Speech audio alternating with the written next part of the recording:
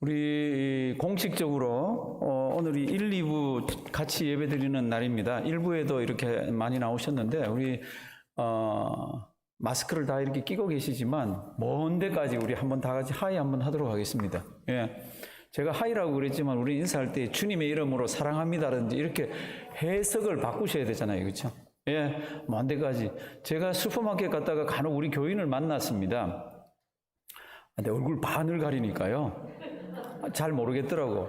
누구시더라 이렇게 싶었고요. 이렇게 한참 바라봐야 될 때가 저예요 그러고 내리면 제가 이렇게 알고, 저는 이제 선뜻 알아보는 게 머리가 이렇게 다 벗겨져 있잖아요. 예, 머리 때문에 저는 금방 알아보시더라고. 근데 머리 가렸죠, 마스크 가렸죠.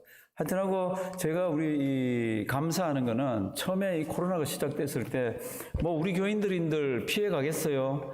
아파가지고 저한테 전화 오고 막 괴로워하는 분들이 많았습니다. 제가 볼 때는 한 30명에서 40명 가까이가 코로나를 한번 거쳐갔습니다. 뭐 그거는 뭐 교회 사이즈도 있고 그러니까 할 수 없는 거죠. 돌아가신 분도 몇 분 계시잖아요. 코로나 때문에 4분인가 5분인가. 근데 그때는 정말로 참 어떻게 해줄 수가 없더라고. 기도밖에 할 게 없는데, 왜냐하면 제가 갈 수도 없고 그분 어디서 만날 수도 없고 막 퍼져나갈 때고. 처음 장례가 터졌을 때는 제가 장례 그 장지에 가서 얼마나 놀랐는지 모릅니다. 그 넓은 장지가 막 이것저것 다 파헤쳐 놓은 거 있잖아요. 다 사람 이제 들어오면 묻을 거든. 내일 묻습니다. 아니면 모레 묻습니다. 그러면 연락하면 파놓잖아요. 그게 막 얼마나 많은지 모릅니다. 그런데 그게 조금 자지러지고 나서부터는 우리 교인들 아픈 분이 안 계세요. 지금도 제가 알기는 이렇게 지금 다시 뭐 왔다 그러지만 이렇게 그렇더라고요. 괜찮더라고요. 우리 건강 조심하시고요. 또 뭐 걸리면 기도하시고 조심하셔야 가족도 그렇고 주변도 그렇잖아요. 오늘 말씀 보면은 참 귀한 말씀이 이 속에 숨어져 있습니다. 이 말씀을 보면은 누가가 항해 일지를 기록한 것 같아요. 항해 일지를. 오늘 말씀을 시작하면서 제가 질문을 하나 하겠습니다. 아기가 이 땅에 태어나면 가정에서 그 아기에게 제일 먼저 가르치는 말이 뭘까? 아기가 이 땅에 태어나서 제일 먼저 배우는 말이 뭘까? 뭐예요? 네, 엄마 다 하신다. 두 번째가 뭐예요? 두 번째? 아빠. 제가 이 아빠를 먼저 가르치는 나라가 있나 싶어서 막 이렇게 찾아보니까 아빠를 먼저 하는 데는 없더라고. 첫째가 엄마, 둘째가 뭐예요? 아빠. 제가 이거 물어보려고 그러는 거 아닙니다. 셋째가 뭐 같아요? 셋째가. 맘마? 네, 맘마. 뭐 있겠죠? 이걸 과학적으로, 사회과학적으로 접근해서, 이야기하는, 제가 지금 과학이라고 그랬습니다. 성경이 아니고. 이분들이 연구를 한 게 있더라고요. 언어가 다르고, 피부색이 다르고, 환경이 다른데, 첫째는 전부 엄마예요. 둘째는 아빠예요.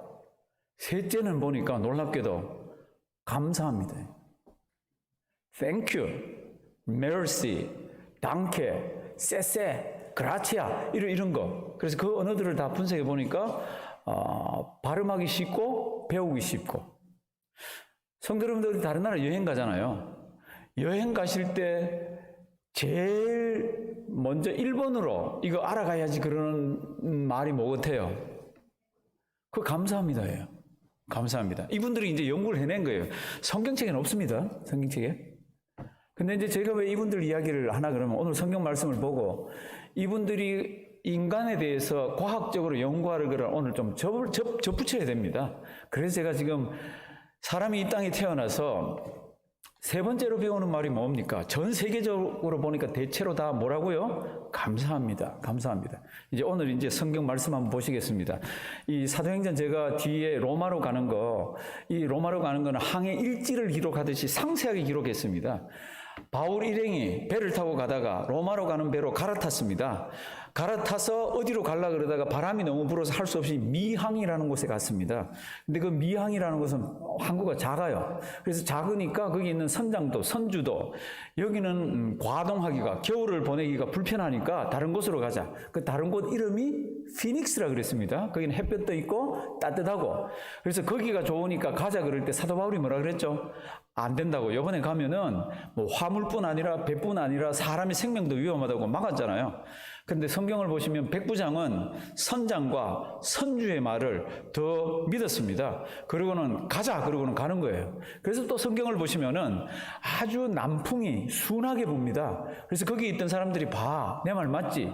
그리고 득이한 줄 알고 자기 뜻대로 이 모든 것들이 되는 줄 알고 출발해서 가다가 성경 말씀 보면은 아주 미친 바람, 우리말로는 광풍이라고 되어 있습니다.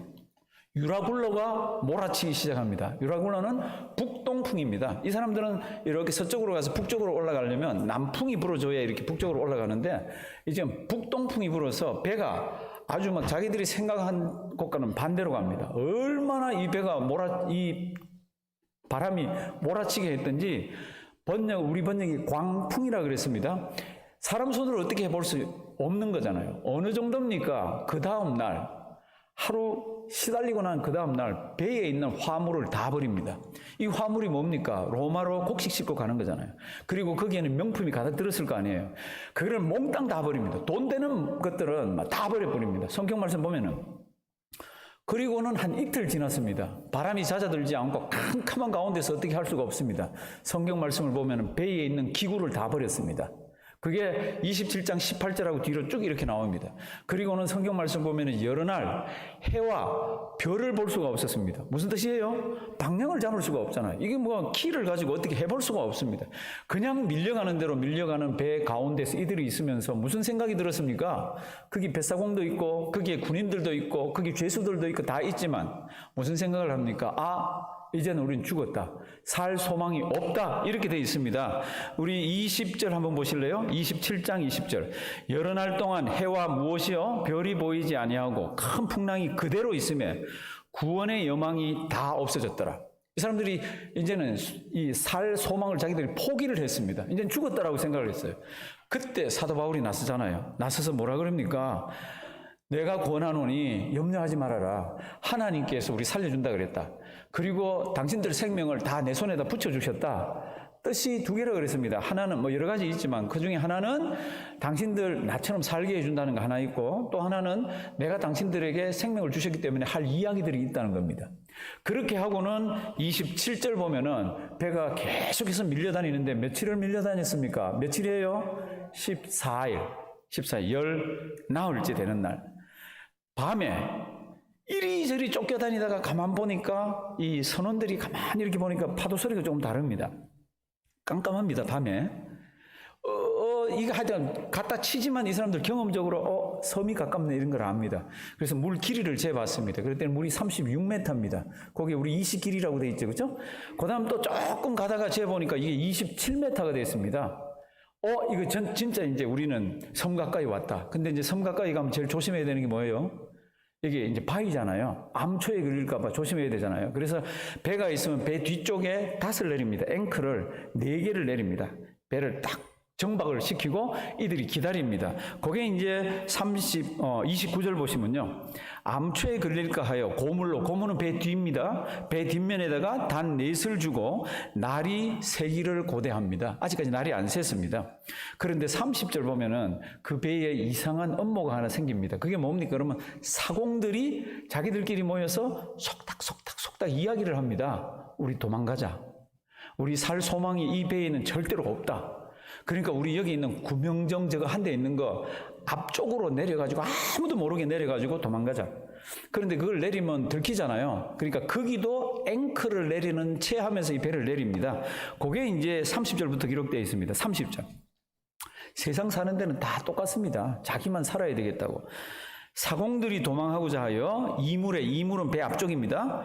이물에서 닷을 주려는 채하고 거루는 거룻배입니다. 이게 라이프 보트입니다. 거기 이제 제가 보니까 한 대 있었던 것 같아.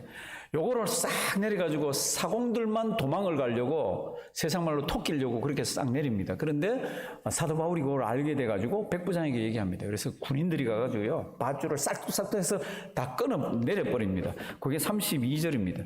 그리고는 날이 이제 썩 밝아옵니다. 섬도 어렴풋이 보일 때입니다. 그때 사도 바울이 나서서 뭐라고 이야기를 합니다. 33. 날이 새어가며 바울이 여러 사람을 어떻게 해요? 음식 먹으라 권했습니다. 왜 음식 먹으라 그럽니까? 음식은 이거는 생리적인 거예요. 이건 본능이에요. 먹지 마라 그래도 배고프면 먹습니다. 근데 이 사람들이 며칠 못 먹었습니까? 성경 뭐라고요? 14일 동안 못 먹었습니다. 그리고 오늘 새벽은 15일째입니다. 왜 못 먹었습니까? 그 미친 바람 때문에 그런 거죠. 얼마나 세웠는지, 얼마나 난리를 쳤는지는 성경에는 없지만, 첫째 되는 날, 하루 지나고 나서 모든 거기에 있던 상품들, 화물들을 다 버렸다 그랬잖아요. 3일째 되는 날 생명의 연결이 돼서 이 배를 운행하는 것을 제외하고는 배에 있는 걸 싹 다 버렸습니다. 그 정도로 심한 게 14일간 있었습니다. 그러니까 먹을 수가 없죠. 두려워서도 못 먹고 준비하기도 어렵고. 근데 지금 다른 4개를 지금 딱 고정을 시키고 배는 흔들리지만은 지금 이런 상태에서 바울이 뭐라 그럽니까? 이제 음식 먹어라. 안심하고. 이제 그러면서 33. 제가 이거 항해 일지 기록하듯이 상세하게 성경이 기록됐습니다. 왜 그렇게 상세하게 기록했습니까? 이게 진짜 이야기라는 거지. 지어낸 얘기가 아니고. 그 다음 또 하나는 우리도 이걸 보고 잘 익히라는 거죠. 33. 날이 새어가매 바울이 여러 사람을 음식 먹으라 권하여 가로되 너희가 그동안 어떻게 하고 있었습니까? 기다렸습니다. 뭐가요? 이게 끝나기를 빨리 끝이 나야 우리가 밥도 먹고 지금 기력도 회복하는데 기다리며 먹지 못하고 줄인 지가 오늘까지 얼마요? 14일, 열나흘. 그러니까 34절 음식 먹으라 권하면서 이걸 먹고 힘을 내야 삽니다. 조금 있다가 사건이 하나 터지죠. 배가 완전히 좌초되잖아요. 그때 수영해서 갈 사람들은 먼저 건너가고 널빤지나 배에 있는 물건을 갖고 건너갈 사람들은 섬에까지 가는 사람은 가야 됩니다. 그때 필요한 게 뭐예요? 이 에너지잖아요. 그러니까 이 에너지를 위해 가지고 이런 일들을 위해서 빨리 먹어 놓으라고. 그랬더니 이 사람들이 배가 터지게 먹습니다. 죄송합니다. 배불리 먹었습니다. 배불리. 성경 보시면 그렇게 이제 어떻게 해서 먹습니까? 35절에 과정이 하나 나와 있습니다. 그 과정이 뭡니까? 사도 바울이요. 떡을 가져다가 모든 사람 앞에서 하나님께 뭐하고? 축사하고. 그 축사를 동그라미 한번 쳐놔보실래요? 축사가 뭐예요? 축사가? 축도는 아닙니다. 축사는 감사하는 겁니다. 1차. 그 다음 또 하나 아셔야 되는 게 뭐예요? 이거는 기도입니다. 감사 기도를 드렸습니다. 14일 동안 아무도 이런 것을 못 했습니다. 14일 동안 아무도 먹을 수가 없었습니다. 14일 동안 다 두려움과 공포 가운데서 우리는 죽었다 그러면서 그냥 배가 밀려가는 대로 난리를 치면서 이렇게 있었는데 지금 이제 사도 바울이 떡을 한 덩어리를 들고 하나님께서 우리 살려주신다 그러면서 이걸 가지고 뭘 했습니까? 이걸 가지고 감사 기도를 드렸습니다. 감사 기도를. 이게 쇼인가? 성도님들 이거 잘 보셔야 돼. 감사 기도를 드리고는 떼서 이제 옆에 있는 사람들은 자기도 먹고 옆에 있는 사람도 안심하라 그러면서 주는 겁니다. 그러니까 옆에 있는 사람들이 이걸 받아 먹습니다. 그리고는 어떻게 합니까? 한번 보십니다. 36절. 저희도 다 안심하고 받아 먹으니 배에 있는 우리의 수는 전부 몇 명이에요? 276명. 굉장히 많습니다. 배에 276명이면 양식도 많아야 되잖아요. 진작에 로마로 가는 곡식은 다 버렸습니다. 돈 되는 것들은 다 버렸습니다. 그런데 비상식량은 남겨놔야 되잖아. 근데 이 배에 탄 사람들이 276명이라 이걸 먹기 시작하면 양이 얼마나 많습니까? 그러니까 나름대로 또 꼭 먹어야 되는 것들은 숨겨놨습니다. 그런데 이게 이제 마지막 밀이에요. 이 마지막 밀입니다. 마지막 음식이에요. 이 배에서는. 그래서 이제 이 사람들이 어떻게 먹습니까? 38절. 어떻게 먹었어요? 배 부르게 먹었습니다. 배부르게 먹고는 거기에 있는 밀을 완전히 갖다 버립니다. 이제는 바닷속으로 이제 이 표류하면 다 죽죠. 그런데 밀만 다 버린 게 아니라 뒤에 있는 닷줄도 다 끊어버립니다. 이제는 폭풍이 쳐서 바닷속으로 밀려가면 정박할 수도 없지 아무데도. 이제는 죽는 거예요. 마지막 섬으로 들어가는 게 마지막이에요. 그게 이제 성경이 이렇게 기록했습니다. 39절. 날이 새면 어느 땅인지 모릅니다. 근데 섬이 이렇게 보입니다. 그리고 항구가 하나 보입니다. 40절. 닷을 끊어. 닷은 뭔지 알죠? 앵커. 이렇게 배가 있으면 뒤에다가 무거운 거를 딱 내려가지고 배가 이렇게 요동치지 않게 하는 겁니다. 그 4개 아까 묶어놨다 그랬잖아요. 그 4개를 다 끊어버립니다. 이걸 걸어 올려가지고 가져가는 게 아니라 무슨 뜻인가 하면 이게 마지막 항해라는 거죠. 다 끊어버리고 그렇게 해서 해안을 향해서 40절 뒷부분 해안을 향해서 들어가다가 이제 섬에서 내려오는 물하고 바다에 조류하고 합치는 곳에 이 배가 잘못해서 썩 이렇게 들어가게 됩니다. 그러면서 앞에 이물, 배 앞부분에 이물이라 그럽니다. 이물이 가다가 진흙에 꽂혔는지 이 모래에 꽂혔는지 모르지만 이게 가서 어디가 톡 꽂혀버렸습니다. 묻혀버렸어요. 41절. 두 물이 합하여 흐르는 것을 당하여 새 성경은 만나 배를 걸매 이렇게 되어 있습니다. 우리 성경도 배를 걸매, 새 성경도 배를 걸매라고 되어 있는데 이거는 좀 번역을 조금만 잘해주시면 이 배가 가서 수동적으로 걸린 게 아니라 배가 가서 지가 가서 걸렸지만 이런 거를 번역할 때는 배를 걸매 그러면 누가 어떤 사람이 배를 걸은 것 같이 보이잖아요. 이건 배가 걸림에 이렇게 번역을 해야 오고 오는 세대에 누구든지 보면서 이거를 뜻을 안 찾지. 배가 가다가 그게 걸려버렸습니다. 그게 모래톱인지 진흙인지 걸려버렸어요. 근데 물은 섬에서 내려오는 물이 있고 조류가 있고 해서 뒷부분을 칩니다. 그러니까 이게 막 배가 부서지기 시작을 합니다. 거기에서 끝나는 게 아니라 그 다음에 이상한 일이 또 하나 있습니다. 그게 뭡니까? 거기 있는 로마 군인들이 죄수들 하나라도 놓치면 안 되잖아요. 그러니까 백부장에게 저 죄수들 싹 다 죽여야 됩니다. 그래야 우리가 나중에 후환이 없습니다. 그런데 백부장이 가만 보니까 누가 있습니까? 사도 바울이 있잖아요. 사도 바울을 살리기 위해서 죽이지 마라 그럽니다. 그러면 이제 이 사람들이 다 섬으로 올라가야 되잖아요. 그래서 어떻게 올라갑니까? 수영할 줄 아는 사람. 그래서 수영할 줄 아는 사람 먼저 가라고 그럽니다. 거리가 어느 정도 되는지 모르지만 수영할 줄 아는 사람들이 먼저 섬으로 올라가고 그 다음에 수영을 잘 못하는 사람들은 거기 널빤이나 배에 있는 물건들 막 배가 지금 깨지잖아요. 그걸 붙들고 해서 섬에 올라갔습니다. 그래서 성경을 보시면 다 구원을 받았습니다. 이 구원은 우리 예수 믿으면 구원받는다는 그 구원이 아니에요. 생명을 구원받았습니다. 그게 이제 오늘 성경이에요. 44절. 그 남은 사람들은 늘 조각 혹은 배 물건에 의지하여 나가게 하니 마침내 사람들이 다 상륙하여 뭐라고요? 구원을 얻었다고. 이게 오늘 단락입니다. 다시 저기 35절로 올라가십니다. 35절. 사도 바울이 처음에 이 사람들 앞에 나섰을 때는 이 사람들이 사도 바울을 무시했습니다. 그리고는 다시 21, 22, 23, 24절에 있는 데 가면 이 사람들이 말을 들어요. 그리고 지금은 어떻게 합니까? 지금은 완전히 사도 바울 말에 귀를 기울이고 그대로 합니다. 그 중에 특별히 35절. 너희 가운데는 머리카락 하나도, 머리털럭 하나도 상하지 않는다고 얘기를 하면서 떡을 가져다가 35절. 모든 사람 앞에서 하나님께 뭐하고? 축사하고. 축사가 뭡니까? 아까 감사 기도라고 그랬습니다. 그러면 감사 사도 바울이 기도했을 때 살만하니까 사도 바울이 그러면 하나님께 감사했나? 폭풍 치고 어렵고 죽겠다고 막 살인들 난리칠 때 사도 바울은 그럴 때 우리가 성경 구절 하나를 염두에 두셔야 됩니다. 지금 이 사건이 있기 전 한 7년, 8년 전에 사도 바울이 어느 교회에다가 편지를 하나 보냅니다. 그 편지는 고린도에서 씁니다. 고린도에서 그 교회를 향해 쓰는데 그 교회가 얼마나 가슴에 담기는지 몰라요. 왜냐하면 그 동네 사람들이 너무너무 악한 사람들이에요. 그래서 사도 바울이 거기서 선교를 하다가 야밤 도주를 합니다. 생명의 위협을 느껴가지고. 그런데 이제 새로 전도받은 교인들만 있잖아요. 그러니까 마음이 너무너무 쓰이는 데입니다. 그 교회 이름 아시잖아요. 이름이 뭐예요? 데살로니가 교회입니다. 데살로니가 교회 다 아시잖아요. 그 데살로니가 교회에다가 편지를 보냈습니다. 그게 몇 년도입니까? 그게 51년에서 53년, 성경을 깊이 연구하는 분들이 51년에서 53년쯤이라고 합니다. 그럼 오늘 일어나고 있는 이 일은 언제, 몇 년도 이야기입니까? 이건 59년도 이야기라 그럽니다. 그럼 몇 년 전 이야기예요? 어쩌면 8년, 7년, 7, 8년 전의 이야기입니다. 그 데살로니가 교회, 아주 이리 같은 옆에 있는 사람들이 교회를 막 핍박하고 어렵게 만들 때 사도 바울이 그 교인들을 향해서 칭찬하는 게 데살로니가 전서에 보면 많이 있습니다.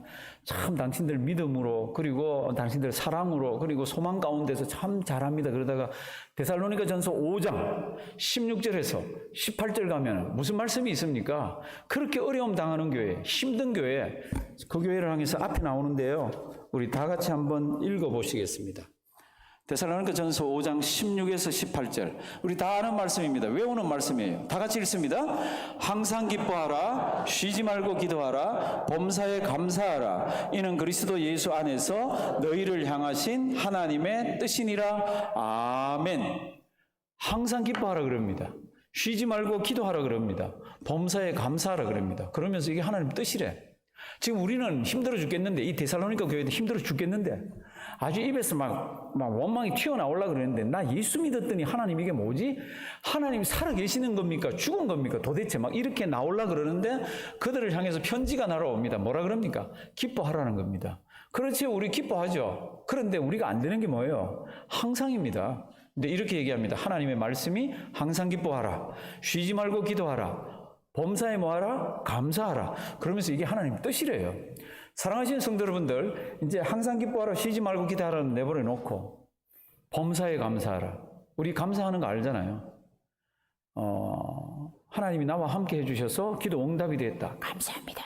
그리고 감사 헌금하기도 하고, 내가 원하던 일이 됐다. 우리 아이가 잘 됐다. 사업이 순조롭게 간다. 마음이 평안하다. 그러면 다 감사하다 그럽니다.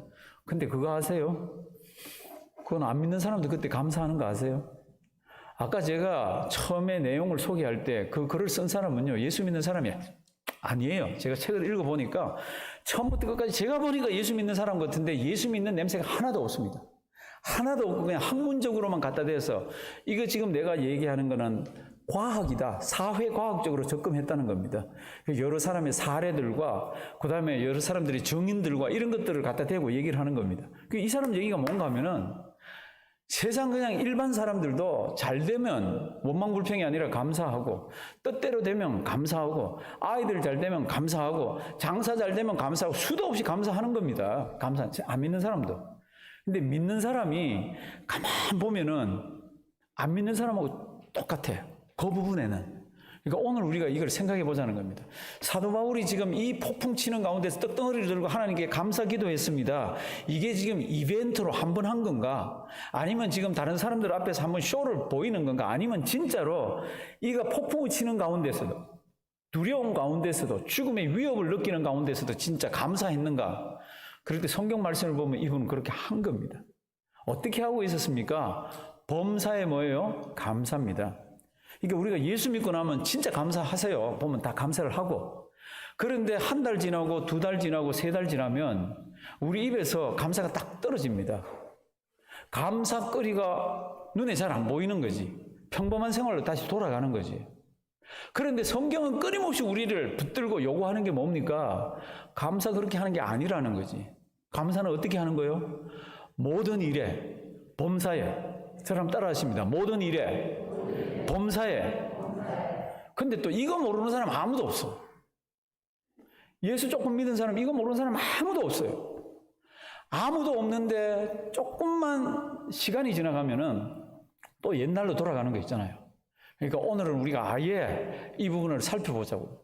이렇게 풍랑치고 사람이 죽어갈지도 모르는 이때에 사도 바울이 뭐 했습니까? 그냥 제가 성경을 읽으면서 느끼는 거는 이분이 범사에 감사했습니다. 하나님 감사합니다. 이렇게 요동을 쳐도 하나님 살려주셔서 감사합니다. 하나님 감사합니다. 죽으면 천국밖에 더 갔겠습니까? 하나님이 옛날에 저에게 천국을 보여주셨는데 거기 가는 영광이 있지 않습니까? 하나님 감사합니다. 하나님 감사합니다. 저에게 사명을 주셔서 하나님 죽지 않는다 그래서 감사합니다. 이런 감사들로 채워서 여기까지 왔을 거예요. 그러니까 떡덩이를 들고 뭐 합니까? 뭐 했어요? 감사. 저랑 따라 하십니다. 감사. 감사. 우리 감사 몰라서 안 하는 거 아닙니다.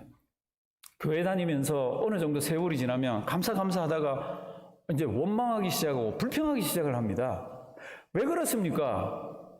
우리가 잘못돼서 그렇지. 하나님이 감사거리를 안 주셔서 그런 게 아니라 우리가 신앙이 잘못돼서 그런 겁니다. 저는 87년부터 이렇게 이제 교회 목회 일을 시작을 했습니다. 그냥 늦게 한 거죠. 신학교 가서. 그래서 이제 부교육자 생활도 하고, 이제 담임 목회도 이렇게 하고 있는데, 특별히 부교육자 생활할 때 교인들이 이렇게, 아이, 전도사님, 아이, 목사님, 제가 전도사, 강도사, 목사 이렇게 하다가 됐으니까. 그러면서 이제 얘기를 하면 아주 멀끔하고 가정도 막 하고 배울 만큼도 다 배웠는데, 신앙생활 잘한다 싶은데 이렇게 개인적으로 만나면 얼마나 원망과 불평이 많은지 몰라. 너무너무 놀랐어요. 그래서 뭐 답답하니까 그렇겠지. 그런데 다음에 만나면 또 그렇게 얘기하는 거예요. 사랑하시는 성도 여러분들, 그분이 얘기하는 거는 자기 와이프 원망하는 거 아니에요. 자기 아이 얘기하는 거 아니에요. 교회 얘기하는 거예요. 이게 이제 부교육자니까 그냥 듣고 치우는 거죠. 그걸 맞장구를 칠 수가 있습니까? 그 다른 사람하고 관계 속에서 생긴 거를 제가 알지도 못하는데 그 사람 나쁜 사람 이렇게 할 수가 있습니까? 그냥 듣지만 제가 그냥 가슴 속에 참 답답한 게 있었습니다. 좀 다른 각도에서 보면은 그렇지 않을 수도 있는데, 제가 물어볼게요. 교회가 크면 크고 작으면 작을수록 교회는 사람이라 그랬잖아요. 사람이 똑같습니까? 다릅니까? 다 알죠? 다르죠? 그러면 어떤 문제가 있을 때는 그 문제에 대해서 다 다른 이야기들을 합니다. 그러면 자기 얘기도 했고 다른 사람이 다른 얘기도 했으면 이 다른 얘기가 나쁜 거예요? 다른 거예요? 그건 다 알잖아요. 이게 나쁜 거 아니에요. 다른 거지. 나쁜 거는 성경의 진리 비진리로 이건 누구든지 알아요. 그런 거는 막 큼직한 바위 같아가지고 저거 저러면 안 되지 다 알아요. 근데 사람이 넘어지는 거는 큰 바위에 넘어지는 게 아니라 돌멩이에 넘어지더라고. 자기하고 다른 거를 참지를 못하는 거라. 어릴 때부터 자기가 자라는 환경이나 자기가 그다음 회사를 운영하거나 이럴 때 자기하고 틀린 말 하는 걸 들어본 적이 별로 없어요. 그런데 교회 와서 했더니 소리가 다 다르면서 다수결로 해서 이렇게 가니까 이게 자기 얘기가 이게 안 먹혀 들어간 거예요. 그러니까 막 원망불평을 합니다. 할 수도 있죠. 그런데 문제가 뭡니까? 그러면 그렇게 하면서 뭐가 없어져요? 감사가 없어지는 거라. 그래서 감사가 쑥 들어가는 거라. 제가 너무너무 많이 봤습니다. 그래서 우리 부교육자들한테도 제가 간혹 그럽니다. 혹시나 참 속이 답답해서 교회 일로 이렇게 자기는 답답하다 그러지만 교회 원망불평을 하는 분이 이렇게 있으면은 그냥 듣고 치우라고. 그런 일이 있었어요. 교회에서 그러면 안 되지? 성도는 안 되지가 어디 있어요? 달라서 이렇게 가는 거지. 진짜 안 되는 거는 성경 진리 비진리로 그렇게 하면 안 되는 거는 안 되는 거지. 근데 교회는 그렇게 하질 않아요. 제가 이제 뉴욕에 와서도 목회하면서 이렇게 보면 어떤 분들은 등록을 하면서 아예 이렇게 얘기합니다. 저는 교회 일 안 할 거예요. 이런 분 계세요. 아니 왜요? 교회 등록하면 교회 일도 하셔야죠. 제가요 옛날 교회들에 다니면서 교회 깊숙이 들어가 보니까 아이고 그리고 상처도 많이 받았어요. 이런 분 많아요. 이게 우리 지금 이민 사회의 모든 문제입니다. 근데 이거 한 가지 아셔야 돼. 교회는 여러 다른 사람들이 모여서 다양한 의견을 가지고 모아서 교회 일이 되잖아요. 그 다른 게 뭐가 아니라고요? 나쁜 게 아닙니다. 그러면 이제 자기가 얘기는 할 수 있지, 친한 사람한테. 근데 그거를 화제 삼아서 오래 얘기하고 자꾸 얘기하는 거는 안 하셔야 돼. 안 하셔야 돼. 왜? 그거 얘기하면서 잃어버리는 게 뭡니까? 이거. 감사 안 합니다. 아니, 원망불평하면서 무슨 감사가 있어요? 그러면 목사님 원망불평도 못 합니까? 성경 보십시오. 범사에 감사하라. 그 다음 뭐예요? 항상 기뻐하라. 원망과 불평이 들어갈 자리가 성경에는 없습니다. 재미나는 거는 원망 불평하면서 내가 하는 원망 불평이 없어질 것 같으면 원망 불평 하세요. 성경도 그러면 하라 그럴 거예요. 누군가를 비난하면서 내가 비난하는 그게 줄어들거나 없어질 것 같으면 비난하십시오. 그런데 원망 불평하거나 비난하면 할수록 이게 커지면 커지지 작아지질 않습니다. 성경은 그런 거에 대해서는 뭐라 그럽니까? 아예 하지 마라 그럽니다. 비난도 산상수훈에 가면. 그럼 뭐만 하라 그럽니까? 이제 이게 어려운 거라. 범사에 뭐요? 감사. 그래서 우리가 지금 다 안다 그러잖아요. 아는데도 불구하고 이게 주제가 무거운 주제예요. 무거운 주제. 그거 아름답게 해결됐습니다. 감사합니다. 이런 건 쉽죠. 그런데 원망거리가 있고 불평거리가 있고 답답한 게 있는데도 성경은 뭐라 그러죠? 그걸 보고 감사하라는 겁니다. 그러면 이제 처음에 제가 얘기하던 그 사회과학자들 쪽으로 한번 돌아봐 볼게요. 성경 이야기를 안 하는 사람들입니다. 이 사람들이 이제 여러 대학생들이나 사회인 하는 사람들을 이제 샘플로 놓고 그들에게 원망불평하도록 하는 거, 그 다음 감사하도록 하는 거하고 이렇게 해서 이제, 이게 뒤에 결과들을 다 집단들을 모아본 겁니다. 그랬더니 삶의 태도가 나중에 가니까 완전히 달라지는 거 있잖아요. 원망불평하는 사람들은 삶 자체가요, 질이 그렇게 폭 좋지가 않습니다. 근데 무슨 일이 있어도 감사하기로 작정을 하고, 그거는 이제 자기들이 이 실험을 하니까 당신은 무조건 감사하셔야 됩니다. 이렇게 만들어서 하는 거잖아요. 그렇게 함에도 불구하고 이 사람들은 인격이 좋아지고 주변이 환경이 좋아지고 다 좋아지는 거예요. 그러니까 이분들이 이렇게 얘기합니다. 감사에 무슨 매력이 있길래, 무슨 힘이 있길래 이랬나? 이제 우리에게 돌아오면 우리는 그런 거로 감사하는 거 아니잖아요. 우리는 누가요? 살아계신 하나님이 계셔서 나를 누구 삼았습니까? 자녀로 삼았습니다. 이거는 죽을 때까지 벌쩍벌쩍 뛸 만한 거 아니에요? 아침에 눈을 떴습니다. 저는 아침에 눈을 뜨면 너무너무 하나님 고마워요. 하나님 간밤에 불러가시지 않고 눈을 뜨게 했네? 하나님 감사. 눈 뜬 거 진짜 감사 안 해요? 아침에 눈 뜨면 감사하십시오. 잠자리에 들 때 저 또 감사합니다. 하나님 오늘 하루 잘 지냈습니다. 감사합니다. 하루 중에 내가 원치 않는 것들도 많이 있을 수도 있죠. 그럼에도 불구하고 하나님 감사합니다. 하루를 지켜주셨네요. 그러면 감사를 시작해서 감사를 끝내면서 중간에 여러 가지들이 있지만 그중에 잊어버릴 거 잊어먹고 또 감사할 거 감사하고 이러면서 채워 나가면 되는 거죠. 그런데 우리가 진짜로 신앙생활 하면서 이 사람 신앙이 좋습니다. 이 사람 진짜 신앙이 성숙합니다. 그러는 그런 척도가 뭡니까? 그럼 이런 성경 말씀이에요. 그 사람이 항상 기뻐하는지, 참 쉬지 않고 기도하는지, 범사에 감사하는지. 그래서 이제 다시 그분들께로 돌아갑니다.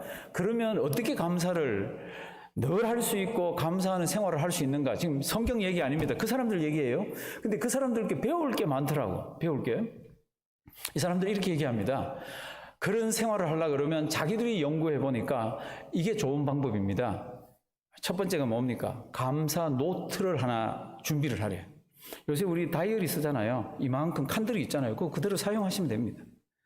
예쁜 노트를 준비를 하거나 지금 쓰고 있는 거기에다가 이제 그 다음 쓰라는 겁니다. 뭐를 씁니까?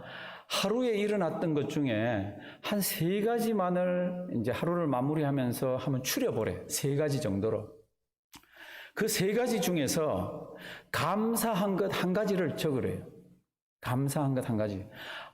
오늘 어떤 집사님을 만났는데 얼마나 오늘 만나서 얘기도 재밌게 하고 참 오늘 유쾌했는지 모른다. 하나님 감사합니다. 좋은 친구를 주셨어. 예를 들면 오늘 무슨 물건을 샀다. 참 그거 사고 싶었는데 감사합니다. 뭐 예를 들면 이렇게. 그러니까 하루에 1가지만이라도 한번 적어보라는 겁니다. 근데 이제 어떤 학자들은 그러더라고요. 한 3가지를 한번 적어보라고 그럽니다. 1가지건 2가지건 3가지건. 이제 어려운 게 하나 있습니다. 이거 하루는 돼요. 일주일은 돼요. 한 달쯤 지나가면 빼먹기도 하고 좀 지겨워지기도 하고 그렇습니다. 그런데 이분들이 이렇게 얘기합니다. 꾸준히 하라고. 꾸준히 한번 해보라고. 해서는요, 이분들 이야기입니다. 성경 얘기가 아니고 이분들이 이렇게 얘기합니다. 인격이 바뀔 거라고. 입에서 나가는 표현이 달라질 거라고. 주변이 달라질 거라고. 왜요? 네가 바뀌었기 때문에 주변이 달라진다는 거예요. 성경 얘기 아니라 그랬습니다. 이분들 이야기라 그랬습니다. 성도 여러분들, 근데 우리는 훨씬 더 감사할 수 있고, 우리는 훨씬 더 가까이에서 감사할 수 있는 제목들이 얼마나 많습니까? 손꼽아 봐야 됩니까? 아까 하나님의 자녀된 것, 예수 믿게 해준 것, 이거는 뭐 자다가 깨도 기뻐서 덩실덩실 춤춰야 될 거 아니에요? 그러니까 원망 불평할 것이 쌓여 있어도 그런 걸 표현하고 입으로 뱉어내고 마음속에 담아놓고 머릿속으로 생각하고 하지 말고 감사 쪽으로 돌리라는 겁니다.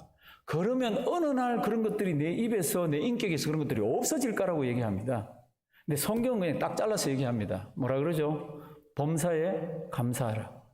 근데 이걸 어떻게 그런 범사에 감사합니까? 그럴 때 과학적으로 접근한 사람들은 한번 써보라는 겁니다. 하루에 1가지 아니면 하루에 2가지, 3가지 이렇게 한번 써보라는 겁니다. 감사를. 오늘 누구를 만나는데 못된 놈, 내가 평생 잊지 않을 겨. 그리고 동그라미 치고 빨간 거 치고 이게 말고, 그래가지고 하는 거 말고, 그런 거는 있으면 속상해. 그리고 치우고 감사할 것, 기쁜 것, 하나님 은혜 주신 것, 이런 것들만 적어보라는 겁니다. 세월이 지나면 네 말이 달라질 거라는 겁니다. 내 인격이 달라질 거라는 겁니다. 이게 세상의 과학입니다. 세상의 과학. 근데 성경은 그런 거 다 쳐놓고 한번 범사에 감사해 보라는 겁니다. 하나님의 은혜가 얼마나, 그리고 네가 얼마나 세상 속에 들어서 복덩어리가 되는지. 오늘도 주님은 우리에게 원하시는 게 범사에 뭐하라? 감사하라. 감사할 거리로 머리를 다 채우십시오. 원망 불평할 거 있으면 그 회로들은 다 끊어버리십시오. 예수 믿는데도요, 수가 틀리면, 수 틀리는 게 뭔지 알죠? 수 틀리면 그냥 막 나가는 사람들이 있습니다. 그 예수 믿는 사람 아니죠. 믿음이 잘못된 거죠. 수가 틀려도 이 수가 왜 틀리는지 잘 한번 보시고, 저렇게 생각할 수도 있구나. 나하고는 이렇게 다르구나. 그렇게만 가도 굉장히 성숙된 크리스찬이 되어집니다. 왜요? 남을 나보다 낮게 여기고 남도 이렇게 배려할 줄 아는 거잖아요. 나하고 틀리면 막 나가는 거는 아니잖아요. 범사에 감사하는 그 인생은 A부터 Z까지 하나님 아버지 앞에서 감사하는 겁니다. 오늘 우리 31장 찬송을 불렀습니다. 4절, 거의 4절. 질그릇같이 연약한 인생. 참, 저 그 찬송 부르면 너무 좋아요. 질그릇같이 연약한 인생에게 은혜를 주셔가지고 하나님을 찬송할 수 있게 하고 그 영광된 하나님을 생각하면서 이 땅을 살게 해주신 거예요. 만세반석 열리니 내가 들어갑니다. 가사가 어떻게 돼 있어요? 빈손 들고 앞에가 내 거 내놓을 거 없잖아요. 자랑할 거 하나도 없잖아요. 십자가를 딱 붙들고 있습니다. 얼마나 우리가 더럽고 추잡해요. 그 우리를 씻어주셨습니다. 이거 하나면 온 세상에 무엇과도 바꿀 수가 없잖아요. 살아 생전 숨쉬고 죽어 세상 떠나서 숨쉬는 동안 하나님 믿게 하고 죽으면 하나님 만나는 이것같이 영광스러운 게 또 어디에 있습니까? 언제 원망불평으로 막 하면서 시간을 허비하겠습니까? 사도 바울이 떡 한 덩이를 들었습니다. 이걸 가지고 어떻게 했습니까? 하나님 감사합니다. 성경에는 없지만 제 생각에 겉으로 못 울었으면 속으로도 많이 울었을 겁니다. 여기 나오는 276명의 생명을 하나님께서 저에게 허락하시고 저에게 붙들어 주시고 저를 인도하시고 저를 로마까지 보내시는 그 하나님, 그러면서 하나님의 일을 위해서 마음껏 인생을 쓰게 하는 그 하나님 생각만 해도, 그리고 죽어서는 그 하나님 만날 거잖아요. 그 만날 거 생각하면 지금의 내 생활이 바뀔 수밖에 없잖아요. 이런 성경 말씀입니다. 범사에 감사하라는 모르는 사람 아무도 없습니다. 다 압니다. 그런데 우리가 제일 안다는 게 뭡니까? 그러면 이런 부분입니다. 저를 한번 따라 하십니다. 범사에 감사하라. 범사에 감사하라. 오늘부터 하루에 하나 아니면 3가지씩 한번 적어 보십시오. 그리고는 정말 감사하네? 그렇게 마음을 바꿔 보십시오. 속에 있던 원망, 불평, 다른 사람을 향한 미움 이런 것들이 싹싹 없어질 겁니다. 1년 뒤에 그를 계속했던 분들은 다시 오늘을 보면서 차이를 한번 보시길 바랍니다. 하나님이 하셨네. 감사합니다. 범사에 감사하면서 주님께 영광 돌리게 한 제 모습이 참 하나님 감사합니다. 이런 감사가 넘쳐나는 우리가 되기를 주님의 이름으로 부탁드립니다. 하나님 정말로 감사합니다. 연약하고 죄덩어리인 우리들, 고집불통인 우리들 예수 믿게 하시고 성경 말씀 주시고 죽으면 하나님 만나게 하는 큰 믿음 주셔서 감사드립니다. 하나님 간절히 원합니다. 믿음대로 살게 해 주시옵소서. 오늘 믿음의 말씀 주셔서 감사합니다. 범사에 감사하라. 하나님 예수 믿으면서 원망과 불평이 우리 입에 달려있지 않게 하시고 참 다른 사람을 나보다 낫게 여기며 신앙생활하는 우리 되게 해 주시옵소서. 주님 앞에 귀한 예물들을 올려드립니다. 하나님이 어려운 시기에 하나님이 주신 것들입니다. 기뻐 받아 주시옵시고 하나님 생업이 어려운 분들 주님 지혜를 더하여 주시고 좋은 사람들 붙여주시고 이 어려운 시기 잘 헤쳐나가게 도와주시옵소서. 예수님의 이름으로 기도드리옵나이다. 아멘.